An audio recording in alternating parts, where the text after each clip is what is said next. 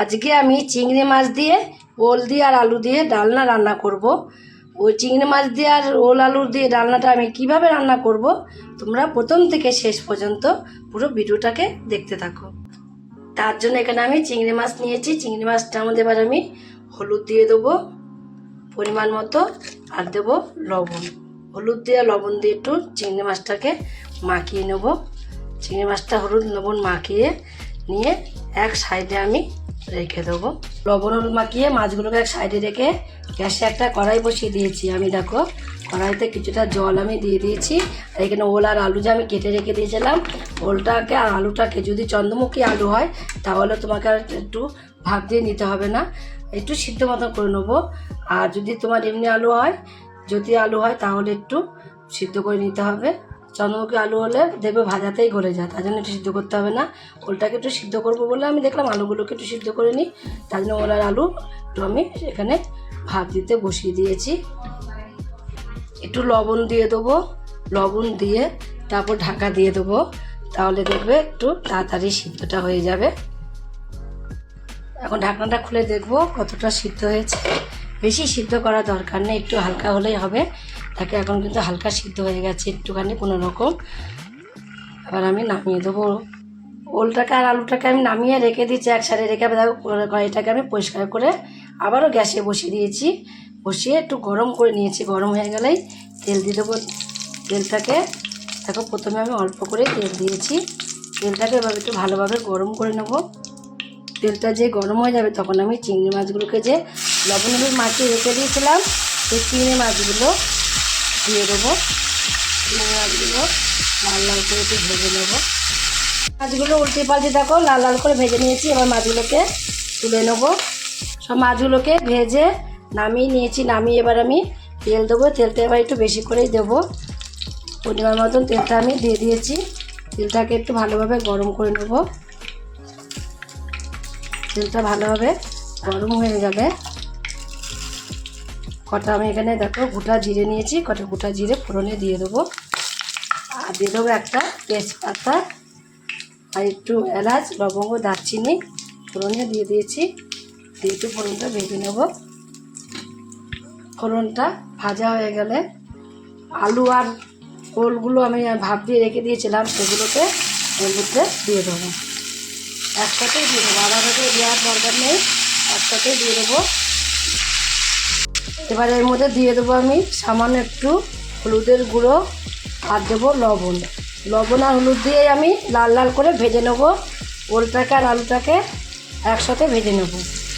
ওলে তো অনেকে ভর্তা খায়, অনেকে তোমার ডালনা খায়, কিন্তু চিংড়ি মাছ দিয়ে তো অনেকেই খায় না। তোমরা চিংড়ি মাছ দিয়ে ওদের ডালনা খেয়ে দেখবে কতটা ভালো লাগে খেতে। আলুটা ভালো করে ভেজে নিতে হবে, একটু লাল লাল করে ভেজে নেব। তাকে এমন করে সিদ্ধ করে দিতে হবে যেন ভাজাও যায়।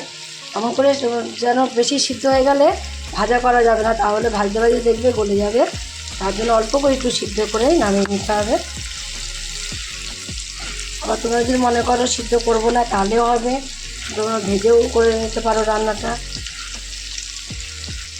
এখন তোমাদের আমি কিছুক্ষণ পরে দেখাচ্ছি। দেখো এখন কিন্তু ওলটাকে আর আলুটাকে লাল লাল করে ভেজে নেওয়া হয়ে গেছে।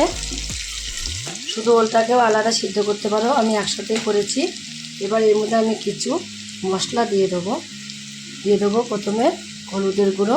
হলুদের গুঁড়ো তো দিয়েছি এর আগে, আর একটু হলুদের গুঁড়ো আমি এর মধ্যে দিয়ে দিয়েছি।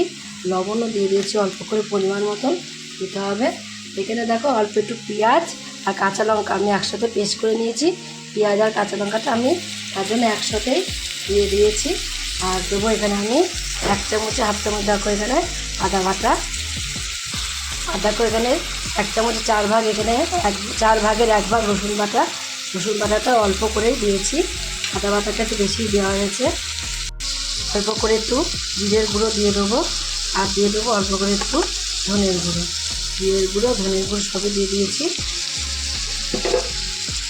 অল্প করে এখানে টমেটো দিয়ে দেবো। লঙ্কার গুঁড়ো এখানে 1 চামচের হাফ চামচ। ঝালটা তোমরা তোমাদের ইচ্ছা মতন ঝালটা দেবে, যে যেরকম ঝাল খাবে সেরকম ঝাল দেবে। আর স্বাদ বাড়ানোর জন্য আমি দিয়ে দেবো এখানে অল্প একটুখানি চিনি। চিনিটা দিলে দেখবে অনেকটা স্বাদ বেড়ে যায়, আমি অল্প একটুখানি চিনি দিয়ে দিয়েছি। আর এর মধ্যে আমি দিয়ে দেবো অল্প সামান্য একটু জল। জলটা দিয়ে আমি একটু মশলাটা কষিয়ে নেব। জল দিয়ে যদি মশলাটা কষানো যায় তাহলে দেখবে খুব সুন্দরভাবে মশলাটা কষানো হয়ে যায়। তাই জন্য অল্প সামান্য একটু জল দিয়ে তারপরে মশলাটাকে কষিয়ে নিতে হবে। যতক্ষণ কষাবো, যতক্ষণ একটু তেল না বেরোবে ততক্ষণ ধরেই মশলাটাকে কষিয়ে নেবো। মশলা কষানো হয়ে যাবে, দেখবে কালারটাও চেঞ্জ হয়ে যাবে আর তেল বেরিয়ে আসবে। তেল বেরিয়ে না আসা পর্যন্ত মশলাটাকে কষাতে হবে।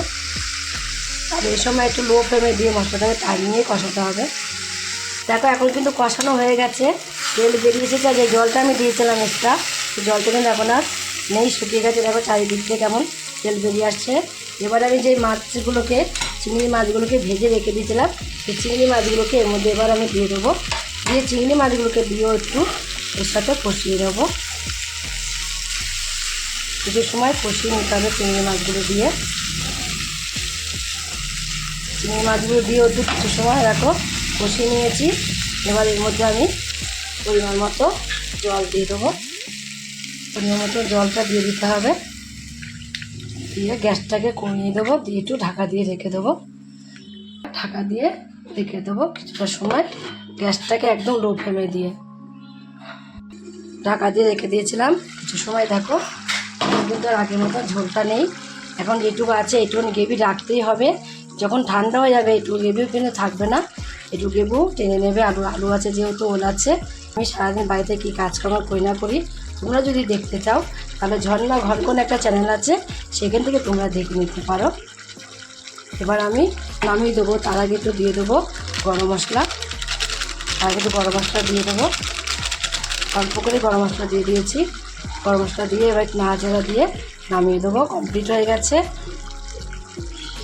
গ্যাসটা অফ করে দেবো, দিয়ে নামিয়ে দেবো। দেখো কত সুন্দর লাগছে। তোমরাও এইভাবে একদিন চিংড়ি মাছ দিয়ে, ওল দিয়ে, আলু দিয়ে রান্না করে খেয়ে দেখো। যদি খেয়ে তোমাদের কাছে রেসিপিটা ভালো লাগে, তোমরা যদি ফেসবুক থেকে দেখো, ফেসবুকের পেজটি ফলো করে দেবে। ইউটিউব থেকে দেখো, ইউটিউবের চ্যানেলটি সাবস্ক্রাইব করে দেবে। পাশ থাকা বেল আইকনটিটা প্রেস করতে ভুলবে না, তাহলে নতুন নতুন রেসিপিগুলো তোমাদের কাছে তাড়াতাড়ি পৌঁছে যাবে। আর আমার চ্যানেলে বন্ধুই থাকো, সাবস্ক্রাইব করেনি প্লিজ সাবস্ক্রাইবটা করে দেবে। সবার আগে তোমাদের কাছে নোটিফিকেশন ঢুকে যাবে। ছোট্ট করে লাইক করো, কমেন্ট করো, অনেক অনেক শেয়ার করো। নমস্কার বন্ধুরা, দেখা হবে আবার পরের রেসিপিতে।